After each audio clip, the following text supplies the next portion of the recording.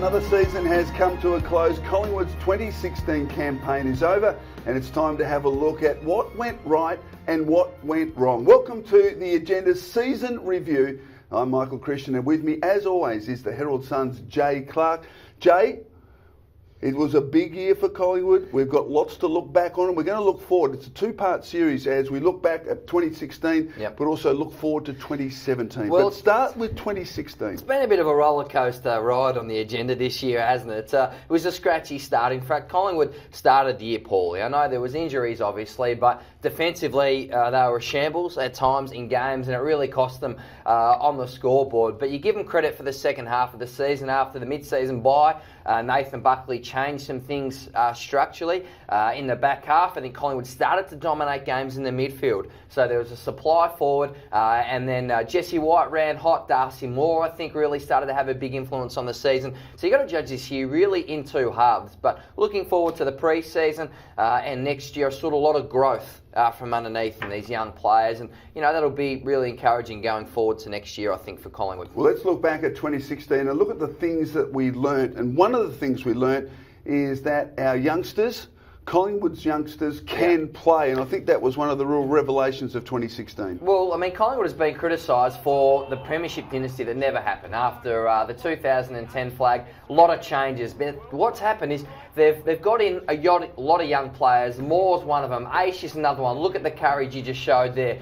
He started the season very slowly, I thought, Chriso, but his courage really came to the fore as well of his kicking skills. Rupert Wills, this is a guy who came from the clouds. So they picked him up out of Old Scotch, I believe, and his tackling intensity was absolutely fantastic in the midfield. Brainerd Maynard, I love this guy. I keep calling him Mini Hodgie. Might be a bit over the top, but his courage and he's tough, Chriso, and I think he shows a bit of composure back there as well. So and Ben Crocker, so this is a guy who emerged on a half-forward flank. I really liked his game against Gold Coast. Chriso showed some signs, and of course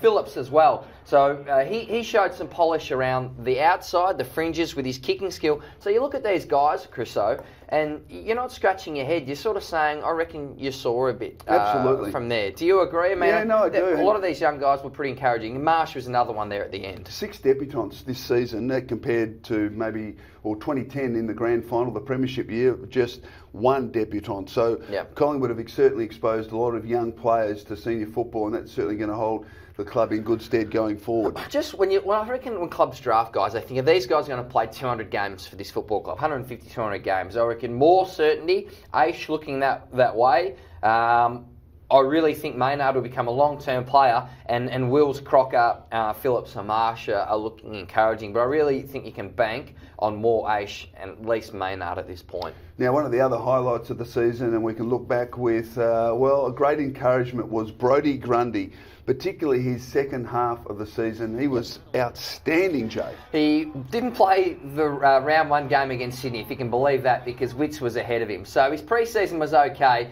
but didn't he come to the fore? He's only 22, Chriso. I mean, this is a guy who's before his time. I think he's played 60-odd games, and he's really influencing. In fact, he dominated some games this year, I thought. And he's got a hybrid game, so he's really improved with his ruck taps, but he follows up, Chriso. He gets involved. Look at that. Now, that takes a lot of ticker to go in for a ball like that. So not only was he working okay in the ruck setup, he was getting involved around the ground, taking marks, Chriso, following up. A bit of Shane Mumford, not as physical, but when he does the tap, he's back in and he's involved. Is there any area that he needs to improve, do you think? Oh, well, I think that the big step forward for him has been his ruck craft. So earlier on, I think against Sydney, he didn't play that game, and from then on, early on, his ruck craft and his taps probably wasn't as refined as it could have been. Yeah, I reckon centre bounce. I reckon he's really improved centre bounce in terms of getting his timing right with his leap at the footy. So I reckon that's an area that he'll continue to work on. But he certainly was outstanding in that second half of the season. Is there anyone you see,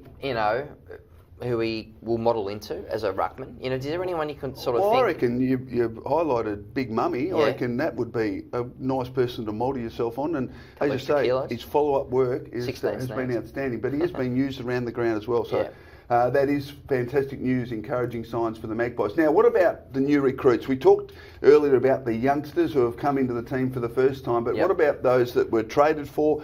James Aish, Adam Treloar and Jeremy Howe were the three principal ones. Gee, Aish was very slow to start, but second half of the season he was fantastic. Of course, watching highlights of James Aish there, his marking was very underrated, and look at his tackling pressure. I reckon he was criticised early for his lack of tackling, lack of standing under packs, but he was fantastic as the season wore on. A huge tick for him, and the way he was coached. He really struggled early, went back to the VFL and found his confidence, and came back then, I think, a different player. Now, Jeremy Howe, he has to be reviewed as one of the recruits of the season, Chris. I reckon he was a bit of a novelty act in his early days at Melbourne. He could take these high flyers, but, you know, I don't think he ever really asserted himself. I think he maybe finished sixth in Melbourne's Best and Fairest once, but was a bit of a one-trick pony, I thought. Now, that might be a bit harsh, but he was a rock in Collingwood's back half, Crusoe. And I think, as you said a couple of times this season, I mean, you really like what he does with the ball as well. He takes the game on from halfback. Absolutely. And adds a different dimension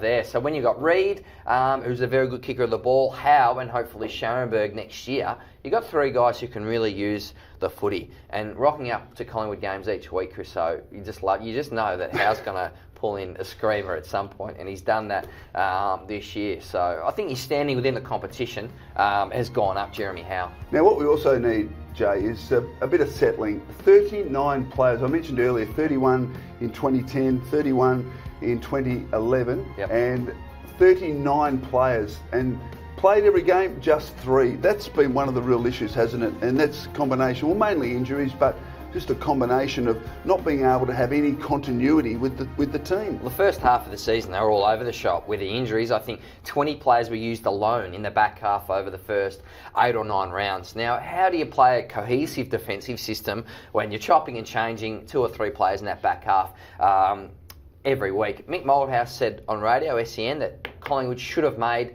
the 8 this season, so he's having another crack again, Mick. I wonder whether he needs to watch the agenda and just have a look at that graphic, because 39 players, you know, is a lot. It makes it difficult for any team, really, and it's one of the worst injury tolls in the comp. And when you look at Swan, Elliott, Ramsey had a very good pre-season, Sinclair, Scharenberg, Adam Sasolo, these were all key players. We're not just talking about fringe types, you know. Elliott was their leading goal kicker, so they were big hits early. All right, let's talk about the Copeland Trophy, the best and fairest, coming up very shortly. You got one of these, Chris, on the mantelpiece? About 4 or 5, I think. I lost count after a while. Now, Jay, who's the top 5, mate?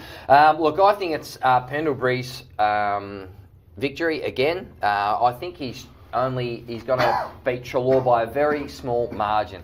You know, these guys were fantastic, so consistent throughout the year. But don't forget, Chriso, Scotty Pendlebury, that first month of the year when he played in the back line, copped a bit of criticism. He was playing with broken ribs, mate. How would you go playing AFL footy with broken ribs? The courage he showed would have been easier not to play. So I think that'll be highly valued from the coaching staff, and just got better as the season went on. Now, your mate Treloar, we call him the Roadrunner, Chriso. His impact this year has been absolutely brilliant. Pole very consistently, and as we've said, finished games strongly. So, you know, he was averaging, I think, 10, 11 possessions, you know, in the last quarter. Brodie Grundy, so we've got him third. Do you think he could finish higher than that? No. Is that about the right spot for him? That's about right, mate. Now, I've got Treloar on top. I've got Adam Treloar on top. And number 1 in disposals, number 1 in tackles, number 1 in inside 50s, mate. Right. And then Pendlebury second. Now, that would be a huge, a massive tick for Adam Treloar to win the Copeland Trophy in his first season. It would be absolutely massive, a great story, and vindication for that trade, surely. It would cost them 2 first-round picks, but they got a second-round pick back. Now, I see you got Pendlebury there. We've spoken about him. So, still side bottom. How do you rate his year? Oh, it's been very good. Yeah, it's been really good. Ben Reid and then Brodie Grundy. So we've had the same top 5, but just in a different order. Yep. But I reckon Adam Treloar might just get Scott Pendlebury really tight, though. Now, what about All Australian? 2 nominated in the squad of 40, Pendlebury and Treloar. Will they both make it? I think they're both going to miss out. I think Pendlebury would seriously be the 23rd man. He'd be the absolute next cab off the rank. You know, 22 games, average 28 disposals. So I reckon we mark, and 6 tackles. I reckon we mark Pendlebury too high. We just forget, you know, because he performs at such an elite standard so consistently. I reckon we mark him too harshly. So look, he'd be in mine if I was picking him, but I'm not expecting him to get in there. And Treloar, slightly higher disposals, 5.3 clearances. I think the difference for Pendlebury is I think he is, of the top 50 ball winners in the competition, Chris O, he's got the best kicking efficiency or the best disposal efficiency. So I reckon he probably hurt the opposition more than Treloar when he had the footy. Yeah, no, that's probably fair. Treloar's ability to break the lines is just an absolute feature. Yeah. And then you've got Taylor Adams as well in this midfield combination, who's probably more like the anchor. But as we've said so many times on the agenda, Adam Treloar here, he's got the Chris Judd, Patrick Dangerfield burst. That breakaway speed, and he's only going to get better. I think Adam Treloar will be a future Brownlow medalist. What about the best first-year player, mate? Who have you put up the top there? Well, it's a race down to two. I think Mason Cox, we saw him make his debut on Anzac Day, and it was absolutely sensational, kicking that first goal of the game. But Josh Smith, for mine, his smarts down the back, his selflessness, his reliability, dependability. Look, he's 22 years old, straight out of the Queensland competition. There he is, kicking a goal, but I just thought he was so valuable in the back half. Just so steady. Nathan Buckley has said so many times this year, just always count on him to be in the right position. And his maturity, he's obviously a very fit guy. He's highly respected for the way he prepares off the field. He's just slotted into this side seamlessly. And I just think that he'll be recognised as the best first-year player. Chris, so what went against Coxie probably was the fact that he didn't stay in the side throughout the second half of the year. The thing I love about Smith was he was very composed in the back half when the pressure's on. Yep. You've got to make possessions count. He looked measured and composed, and I think that was a real positive for Josh Smith. So we both agree that he'll be the best first-year player. Now, what about the best clubman? Now, always difficult to try and assess who might be the best clubman, particularly in a sanctum. We're not quite sure what goes on behind the closed doors there, Jay. Yeah. I think Brett McCaffin might be our man. He's loved, admired, so respected inside this club. This was a standout game for him. Remember when he went on to Heath Shaw and totally took him out of the contest. His good mate from the Collingwood days, just really selfless. Here he is snagging a goal, and look at the boys get round him. Look, they just go straight to him. Some players in footy clubs have this magnetic effect, and he's certainly one of those at Collingwood. I was speaking to Rupert Wills for an interview not so long ago, and I said, who's taken you under their wing, Rupert? Who's really had a big influence on you? He said, Brent McCaffin has been huge for me. He said, we play in the VFL together. He's always there. Rupert, stand here, just move that way a bit. Takes him aside at quarter time about body positioning. He gives him a bake, he said, when he needs to. A bit of a rocket. He said, he just shows so much care for the young players, in particular Rupert, where he didn't have to. Because remember, these guys are sort of gunning for the same spot. But McCaffrey's selflessness there to sort of help mentor a young Rupert Wills, shows the kind of character this guy is. Yeah, absolutely. Now, a special time. We had our Monday moments, but it is our moment of the year, Jay. Yes. What is your moment of the year? Well, Brodie, you've got the floor, son.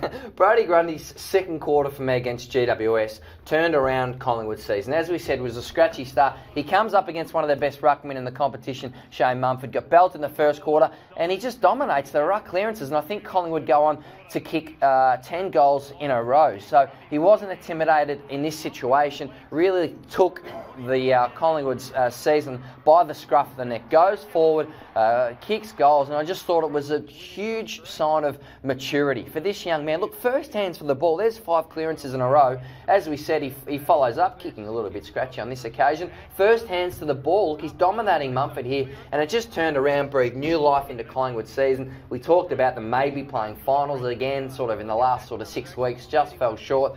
But this, for me, Chriso, was the absolute standout performance of the season. Mate, it's meant to be a moment of the year, not like a whole quarter. Yeah, I know, but look, it's easy to take a screamer in one moment. That was 30 minutes of consistent hard football, Chriso, that changed the course of the season. Unlike you, You've gone for something flashy. No, I haven't. You've gone for flashy. No, it's not actually that flashy, but I have actually gone for a moment. A moment. Go on. And Brodie Grundy is the star. Brodie Grundy is the star, but it wasn't against GWS. It was against the Tigers. And remember this, with 15 seconds on the clock counting down, goal square, Brodie. Is it Grundy? It's Grundy! And the umpire took about 6 seconds to actually signal, so the clock went down to 4 seconds. So It was all over, and Brodie Grundy won the game for the Magpies. And I've got to say, it was great for Collingwood, but that was almost the beginning of the end for Richmond. It was. We don't want to talk too much about the Tigers here, but it was a massive victory. So that was my moment. You would have seen my that moment clip. of the year, Jay. Obviously, Scotty Pendlebury got to the marking contest as well, created the contest, and then it was for Brodie to pick up the crumbs. All right, now that's all for the moment, but we do have part 2 of our season review coming up very shortly. We're going to talk trades? We are going to talk trades, and we're also going to put up our best team for round 1, 2017. So that's all to come. Bye for now, but stay tuned for part 2 of the agenda.